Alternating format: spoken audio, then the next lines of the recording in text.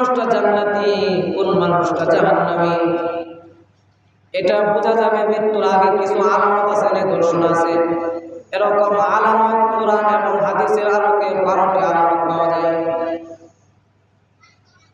12টা নিদর্শন আছে। 12টা নিদর্শন মৃত্যুর আগে তার কাছে পাওয়া যায়।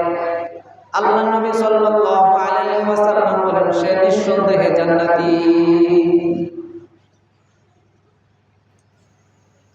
এই 12টি নিদর্শনের মধ্যে আলামতের মধ্যে 1 নম্বর আলামত আল্লাহ নবী সাল্লাল্লাহু আলাইহি ওয়াসাল্লাম বলেন, তিলাওয়াতুল কালাম ইনদাল মাউত। অন্য জায়গা আছে তিলাওয়াতুল কালাম আখিরুল কালাম ইনদাল ওয়াফা।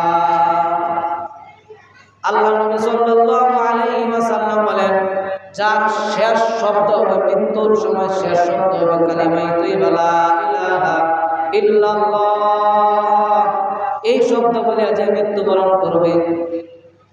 অর্থাৎ হাদিসের মধ্যে আল্লাহ নবী সাল্লাল্লাহু আলাইহি ওয়াসাল্লাম বলেন, মান আখিরু কালামি লা ইলাহা ইল্লাল্লাহ ফাদাখালাল জান্নাহ আও কামা আলাইহিস সালাতু ওয়াস সালাম।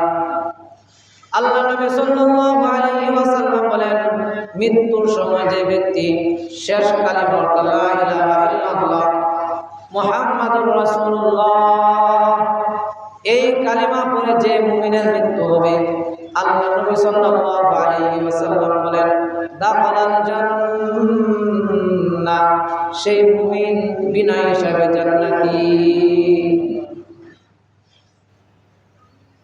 এখন প্রশ্ন করতে, আমি মুসলমান, আমি ঈমান এনেছি, মৃত্যুর সময় আমার কালিমা আসবে,